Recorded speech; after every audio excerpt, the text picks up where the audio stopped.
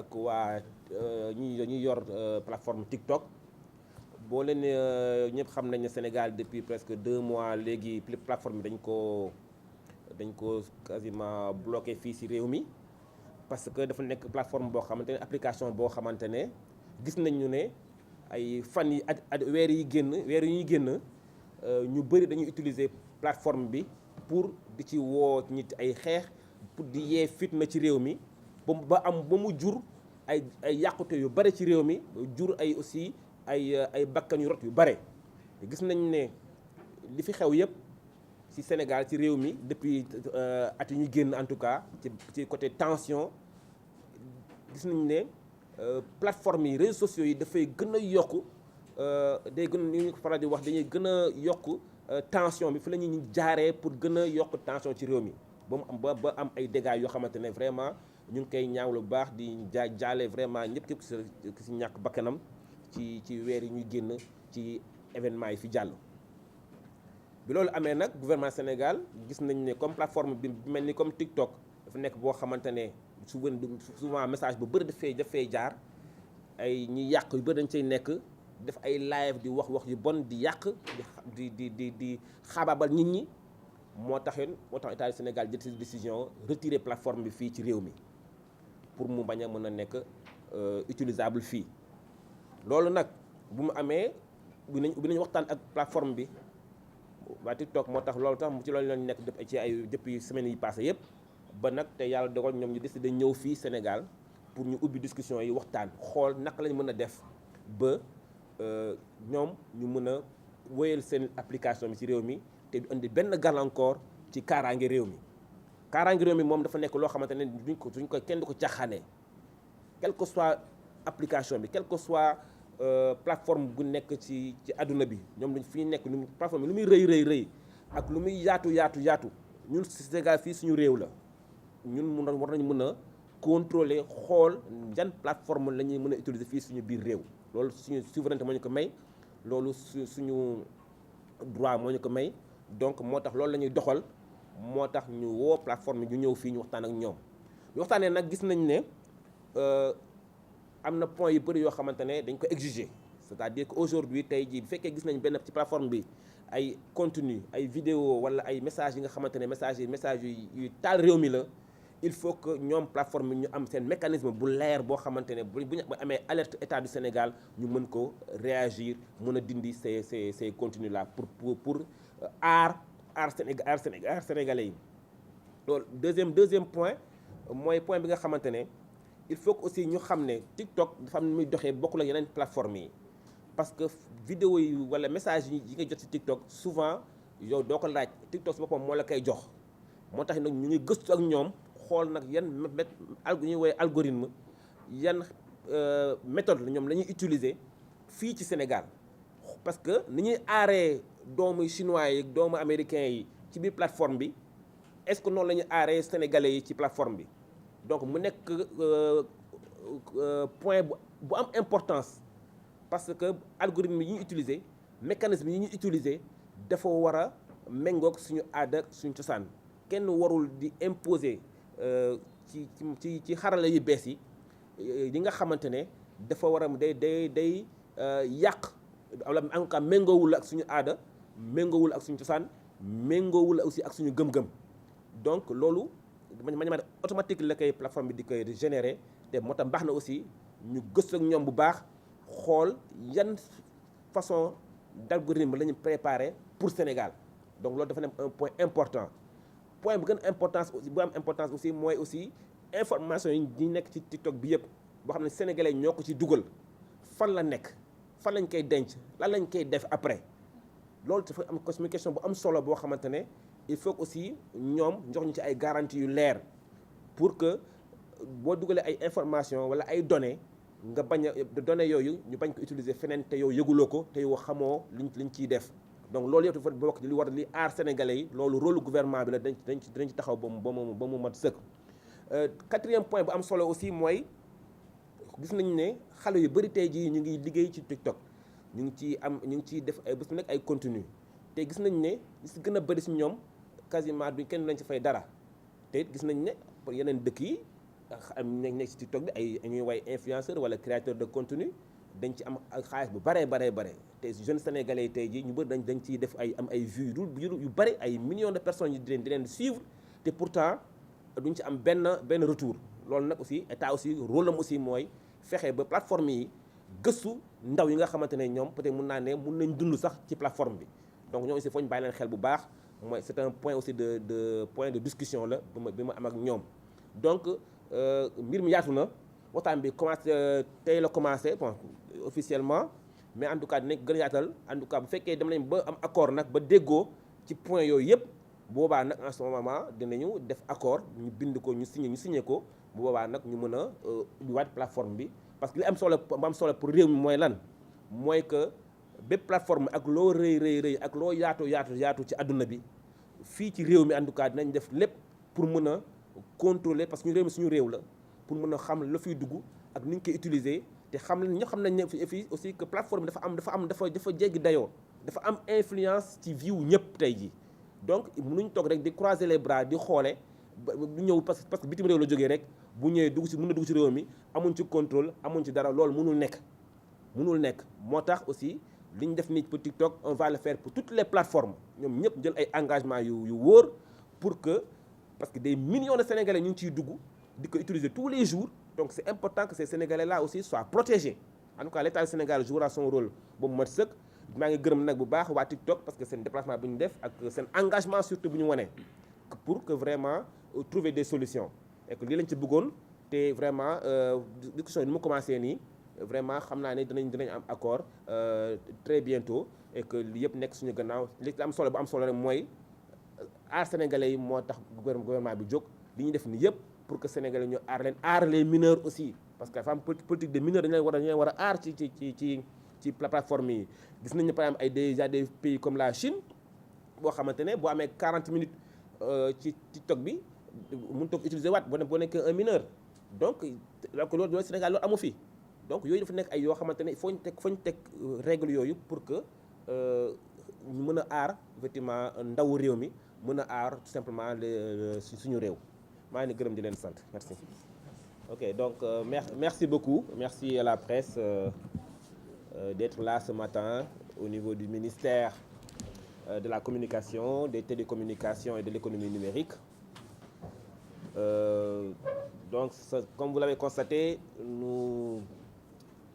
venons de faire des échanges avec la plateforme TikTok, dont nous remercions les dirigeants d'avoir bien voulu faire le déplacement sur le Sénégal, sur Dakar, pour voir avec les autorités du pays comment effectivement arriver à une solution par rapport justement, comme vous le savez tous, que la plateforme a un accès limité dans le territoire national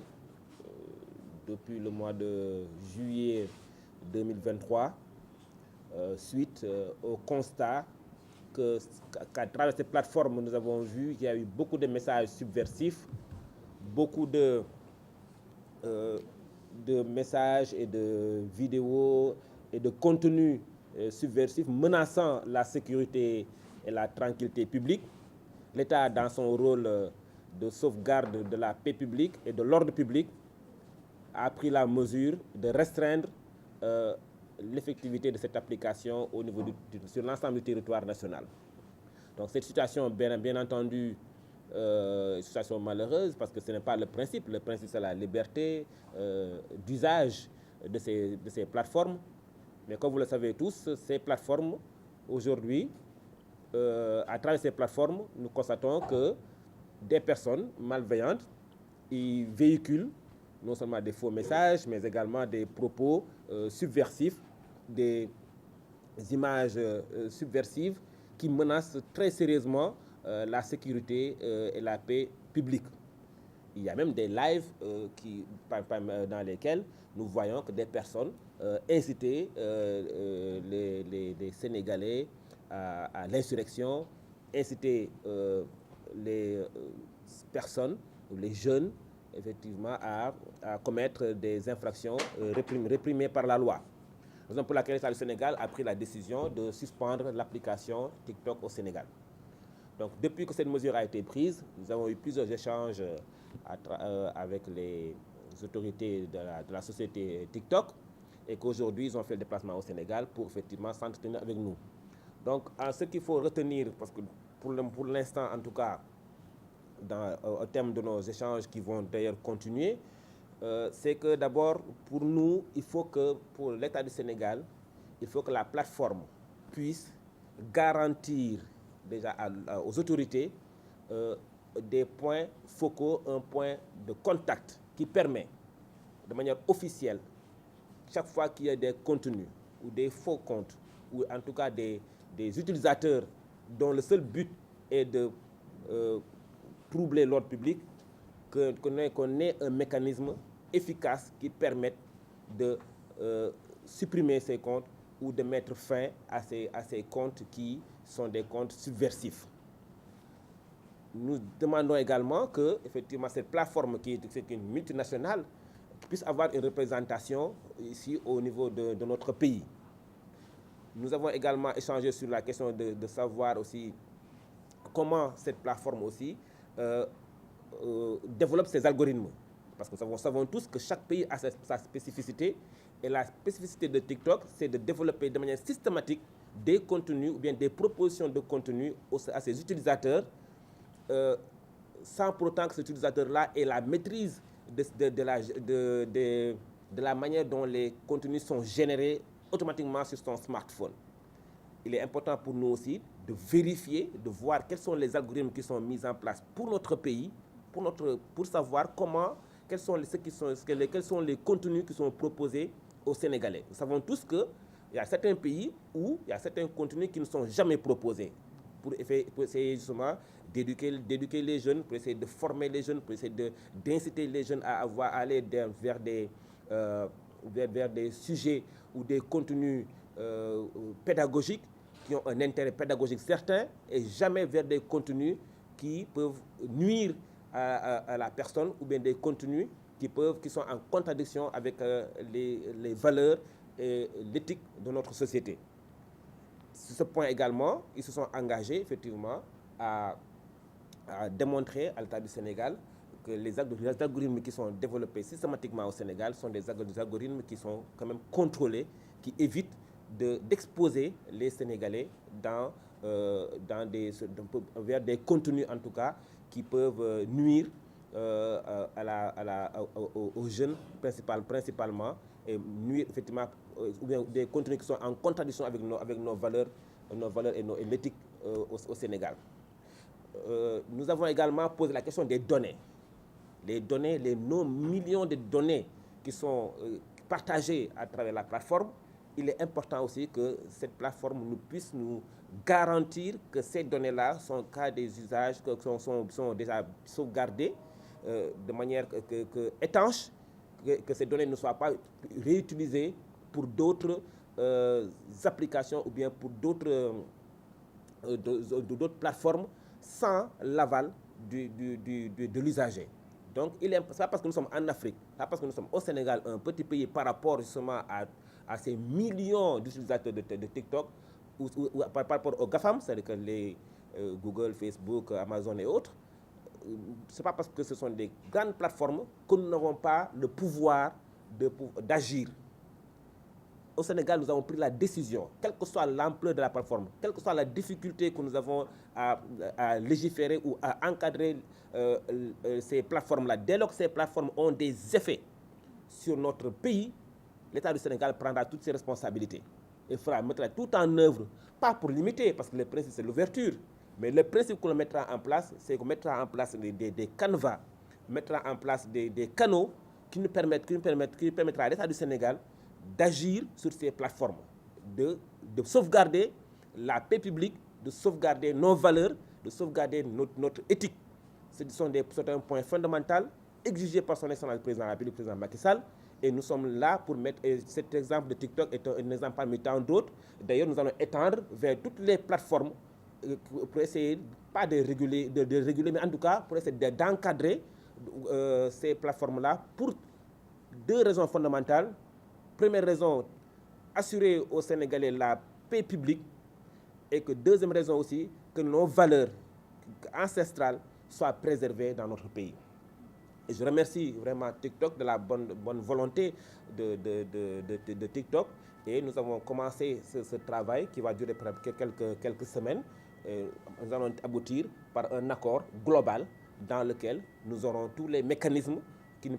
permettront que cette application en tout cas puisse être utilisée au Sénégal de manière sécurisée et de manière aussi protectrice pour les Sénégalais. Tel est l'objet de nos rencontres et je tenais à porter à la connaissance du public effectivement cette démarche que le ministère de tutelle a entrepris. Les discussions ne sont pas encore terminées, raison pour laquelle pour l'instant TikTok ne se prononcera pas. Je donne juste l'information. Maintenant, après, d'ici quelques temps, nous allons faire une communication intégrale par rapport à cette question-là. Et comme dernier point fondamental, nous avons vu qu'au Sénégal, il y a beaucoup de créateurs de contenu. Beaucoup de jeunes aujourd'hui, des jeunes startups, des jeunes stars, des jeunes influenceurs, des jeunes créateurs de contenu qui ont des millions de vues, qui produisent de la richesse pour TikTok. Et malheureusement, ces jeunes-là ne sont pas rémunérés. Donc la question de la monétisation de TikTok au Sénégal est une question fondamentale posée aujourd'hui par l'État du Sénégal par rapport à la plateforme pour voir des voies et moyens pour que les jeunes Sénégalais qui sont des acteurs principaux aujourd'hui de cette plateforme puissent être rémunérés comme partout ça se fait, partout ailleurs, du fruit de leur contenu. Parce que vous savez que TikTok, c'est du contenu, c'est une production intellectuelle, c'est une production de contenu. Et donc, il est important que ces jeunes qui s'adonnent à ce métier-là puissent vivre de cette passion et que TikTok puisse les rémunérer en conséquence. Une rémunération juste, une rémunération équitable, comme ce qui se fait partout ailleurs dans le monde. Donc c'est un point fondamental également sur lequel nous avons discuté et que nous allons continuer justement pour avoir les voies et moyens en tout cas pour trouver une solution par rapport à cette question de monétisation de TikTok. Voilà. Donc ok. Vous avez pris la décision de restreindre Oui, pour l'instant, voilà, pour l'instant la discussion a commencé. Donc, au terme de la discussion, nous verrons les moyens. Si nous avons un accord global, écrit, signé, engagement de toutes les parties, en ce moment-là, la restriction pourra être levée. Pour l'instant, elle est maintenue jusqu'au terme justement de nos discussions par rapport à cette question de la plateforme TikTok. Voilà, mbokk yi tey ñu ngi def fii benn